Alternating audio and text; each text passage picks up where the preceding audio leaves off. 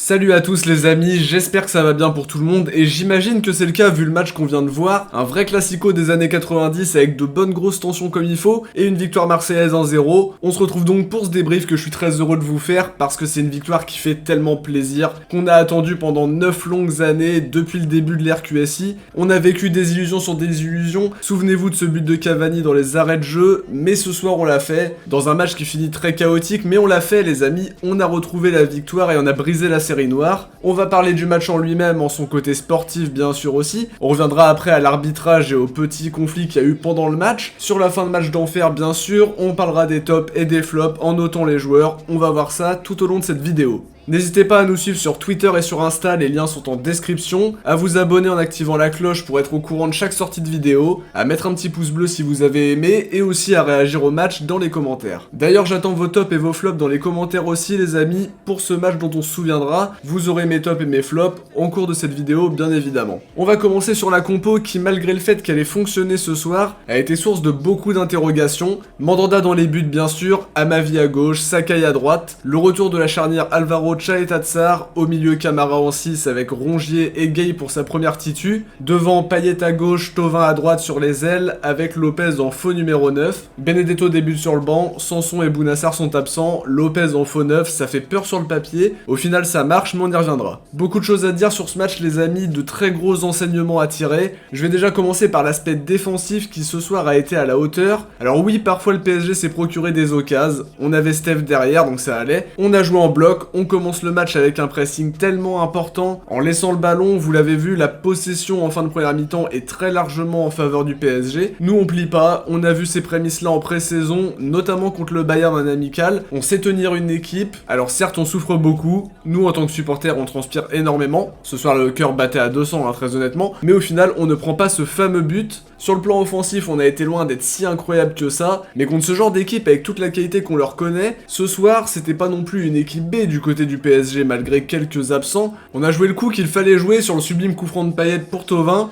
On a été capable de garder le score à ce moment-là. Bien sûr, j'ai pas trouvé Paris très bon collectivement, aucun joueur n'a vraiment pu changer de match à lui tout seul, ce qu'on peut souvent voir dans leur équipe. Le fait aussi que l'OM défende beaucoup en deuxième mi-temps sans trop se livrer a rendu la tâche difficile à Paris. Notre réalisme a payé puisque sur une action on a réussi à capitaliser. Le 1-0 tenu jusqu'à la mi-temps a fait que nous aider pour se motiver encore plus pendant la pause et aussi permettre à Villas-Boas d'avoir un discours peut-être plus motivateur. Ce qui est le plus important c'est d'avoir validé le 1-0 et d'être capable de cadenasser derrière, de garder le score comme on sait le faire même si on transpire à chaque fois, mais ça paye. Ce soir on est à 6 points en 2 matchs, on commence très bien notre saison en dehors même du fait qu'on ait battu le PSG. J'ai l'impression en tout cas que ce soir vraiment on a cru à notre chance, ce qui n'a pas toujours été le cas avec des discours fatalistes que j'aime pas du tout personnellement, qui disaient que c'était pas le même championnat, qu'il y avait pas moyen, et regardez, il n'y a pas de complexe d'infériorité à avoir, faut jouer les coups, faut y aller au courage, faut se tuer pour le match et ça passe. On y a cru, on n'a rien laissé au hasard, on a joué notre match à fond, j'ai vu une très grande solidarité entre les joueurs, tout le monde s'est donné corps et âme ce soir, toujours être capable de mettre le pied dans les duels, gratter des fautes, bien gérer une fin de match, c'est un très grand motif de satisfaction.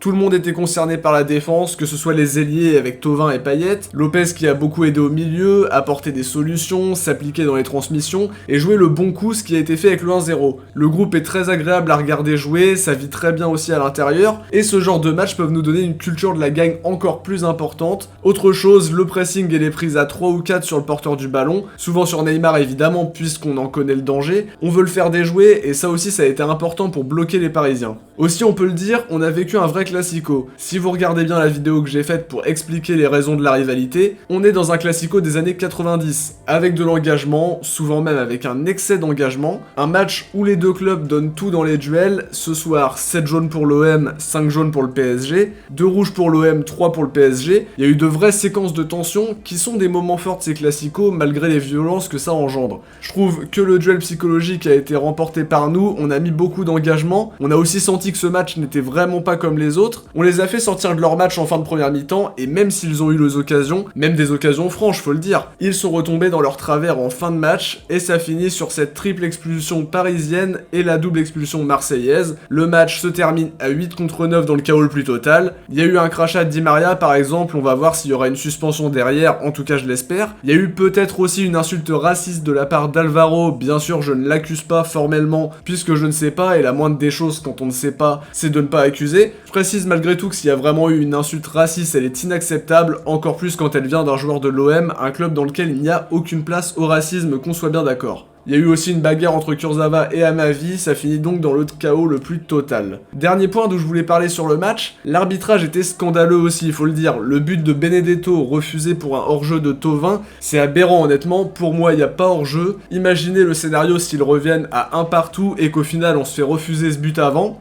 On est complètement sur une situation d'injustice profonde, et le VAR ne dit rien à propos de ça c'est quand même exceptionnel. Je comprends pas du tout, et je comprends vraiment pas la logique de cet outil, qui est censé aider à avoir justement des décisions les plus justes possibles. Pareil pour le jaune donné à Gay, c'est plus que douteux, il joue le ballon, Neymar retombe sur lui, honnêtement tu peux pas donner jaune sur un tacle aussi propre, c'est vraiment aberrant. On va passer en tout cas au top et au flop de ce match. Le top marseillais sera évidemment l'équipe qui a joué à 11 joueurs concernés du début à la fin, plus les remplaçants, mais si je devais choisir un joueur, ce serait évidemment Steve Mandanda, 3 arrêts hyper importants, et qui a été exceptionnel ce soir, faut le dire, toujours très rassurant, qui a fermé son but, les Parisiens n'ont pas pu faire trembler les filets après une prestation comme ça. Je mettrai pas de flop ce soir évidemment, aucun ne mérite que je lui donne ce statut là, tout le monde a été important des titulaires aux remplaçants, dans la mentalité, dans l'état d'esprit, dans l'impact physique, donc honnêtement j'ai rien de négatif à dire tant l'état d'esprit m'a plu ce soir. Pour les notes, je donne un 9 à Mandanda qui a été plus que décisif, un 7,5 pour Sakai qui a été très bon avec un Neymar sur son côté, ou un Sarabia selon les permutations. Il a fait son match et c'est tellement bon de le revoir à ce niveau là, contre d'aussi bons joueurs d'autant plus. À ma vie aussi un 7,5, beaucoup d'interceptions, un match plein pour lui qui a vraiment été au niveau ce soir. La charnière Alvaro Chaeta-Tsar, je leur donne 6,5 à chacun. Pour Douillet, les relances n'ont pas forcément été au même niveau que d'habitude,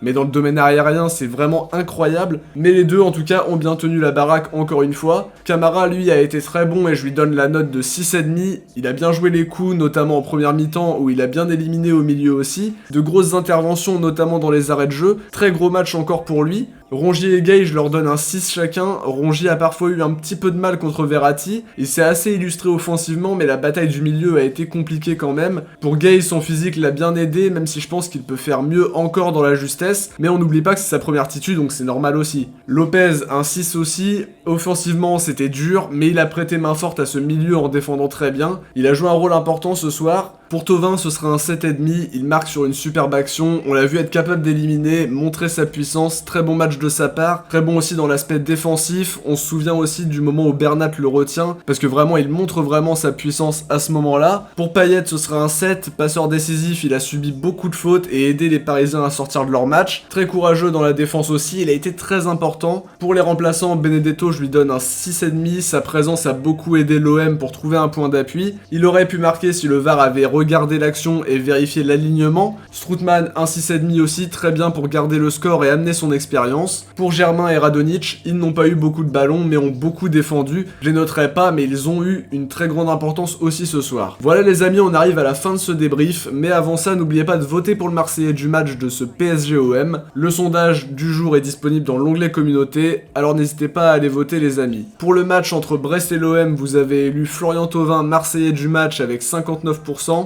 devant Chaeta-Tsar et ses 38%, et Mandanda derrière avec son petit pourcent. C'est déjà la fin de cette vidéo, j'espère qu'elle vous aura plu. Si c'est le cas, n'oubliez pas le petit pouce bleu et de nous faire vos retours en commentaire sur la vidéo. On se retrouve très vite pour une nouvelle vidéo. Ciao, portez-vous bien et surtout allez l'OM.